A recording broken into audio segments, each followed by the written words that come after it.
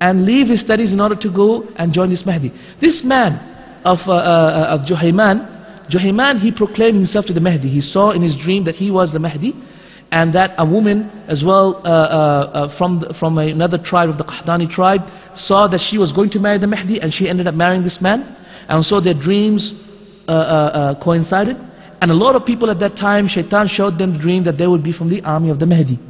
And so they joined this Mahdi, and this Mahdi Juhayman, they took over the Kaaba.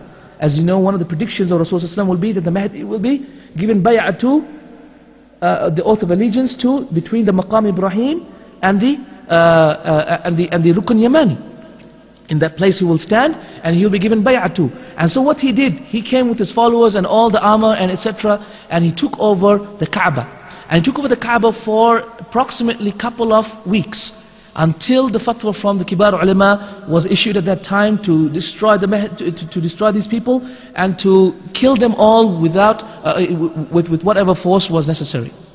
And this was from the Kibar Ulama at that time. Who were the Kibar Ulama at that time? Sheikh bin Baz, Rahimullah, Sheikh Abdul Aziz Afifi, and Abdul Razak Afifi, and other scholars at that time. And this fatwa is present, and this was in the year 1979. 1979, I was only 2 years old at that time, so I don't know much, but mashallah, some of our brothers might have remembered that incident when the Mahdi had taken over, this supposed Mahdi had taken over Mecca, and he was killing people. Of course, after that time, we find people checking our bags nowadays, don't we? Whenever we want to go to Mecca, what do they do? Into the Haram, they want to check our bags. And this sort of procedure and this sort of guarding the Haram of Mecca was not there at that time, before that time, because people were all trustworthy. But then after this happened, and people started to, and a lot of the Hujjaj were killed at that time, these strict measures were brought in.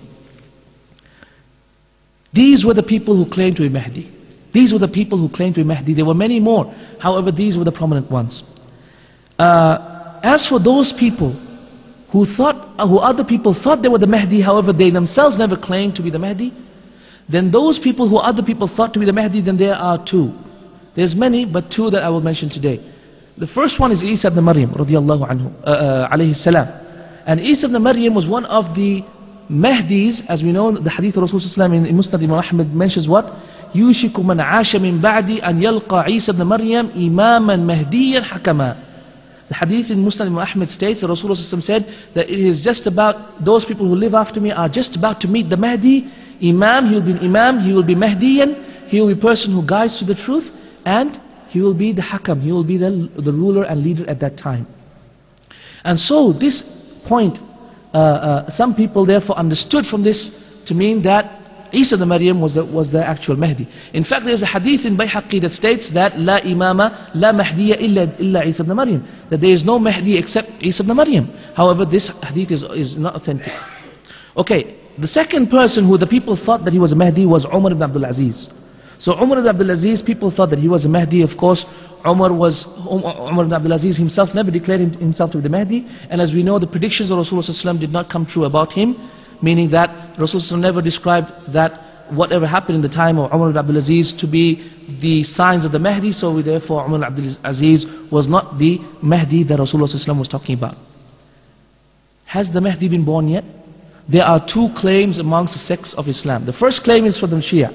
The Shia claim the Mahdi has been born already, and that he is alive and he is hiding in a cave, and he comes out sometimes, just to have a party. He just comes out to have a stroll through the woods and something, and he meets some Shia Imams and some Khomeinis and etc.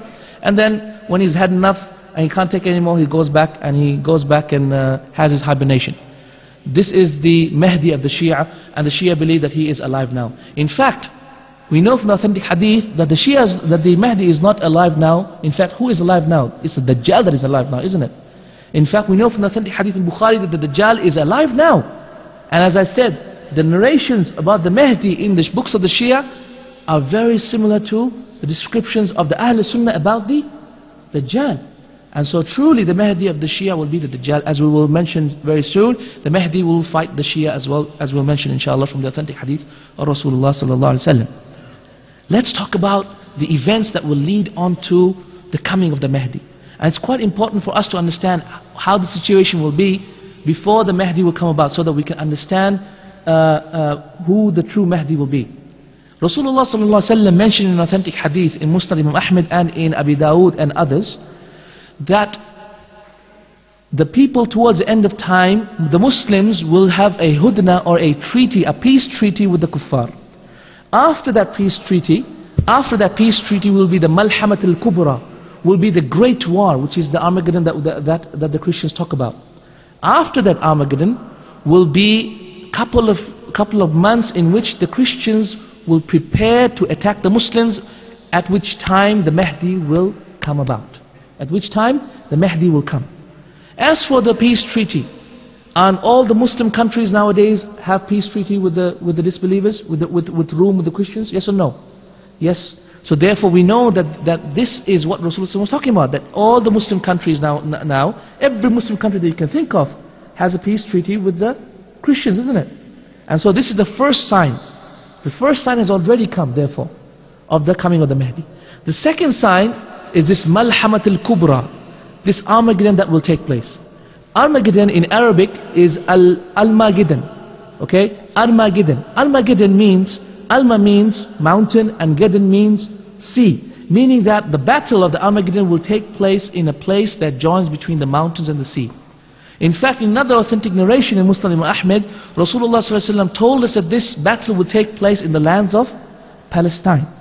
Meaning that this Armageddon will actually take place in the lands of Palestine. And in fact, this issue of the Armageddon taking place in the lands of Palestine is also attested by the leaders of the Christians nowadays. In fact, Jimmy Swaggart and others, as you know, Jimmy Swaggart is one of those who Didat, rahimahullah, as you know, Sheikh Didat, Ahmed Didat, he debated him in one of his tapes, as you know, and he writes in one of his books that I used to think that the Armageddon will be in another time. However, I am convinced that the Armageddon will be in our time and it will be in the lands of Palestine.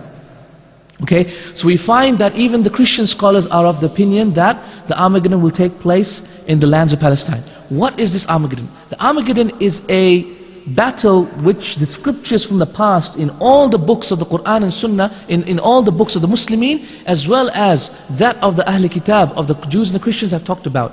And it is the great war, the war of wars, that will take place between the Muslims and the non-Muslims, will be on one side against a common enemy. Yes, so it's not the Christians and against the Muslims. No, not this yet. Not as yet. The Armageddon is when the Muslims will side and take forces, join forces with the Christians against a common enemy. Who is that common enemy? If it's Palestine, it may be the Jews. You never know. But who is the common enemy? Allah subhanahu wa ta'ala knows best. Allah subhanahu wa ta'ala knows best who this common enemy will be. However, it will be a common enemy that is common to the Muslims as well as the Christians. And this is the great battle of the Armageddon that will take place. In this battle, the Jews, the Christians will have 960,000 men amassed for this battle. 960,000 men. In fact, Rasulullah mentioned there will be 80 standards. 80 standards. As you know, a standard is a flag of war. So the Christians will have 80 standards, and under each standard will be 12,000. So that's 80 times 12,000, and that's 960,000. So 960,000 is the number of people that will be in the army of the Christians that will side with the Muslims to fight against this common enemy that they will fight against. And Allah subhanahu wa ta'ala will give victory to the Muslims. As Rasulullah mentioned in the authentic hadith in Musnad Imam Ahmed, that Allah subhanahu wa ta'ala will give victory to who? To the Muslims. So the Muslim section of this army will be the ones who will win. After this has taken place, there will be a great disturbances amongst the Muslims in the land of Hijaz. Meaning that the land of Hijaz, which is Saudi Arabia and Arabia at that time, there will be kings ruling over it. However, at that time, 3 sons of kings. 3 sons of kings. In authentic hadith, this is in Abi Nu'aym reported this in authentic hadith, and Abdul Razzaq in Musannaf reported that there will be 3 sons of kings fighting over the throne at that time. So 3 sons of kings will fight at that time, at which time the Christians will prepare their forces in order to attack the Muslims, and this is the time in which the Mahdi will come and join and come to Makkah, and which the people will come and give bay'ah to. So this is the situation before the coming of the Mahdi. This is the situation before the coming of the Mahdi.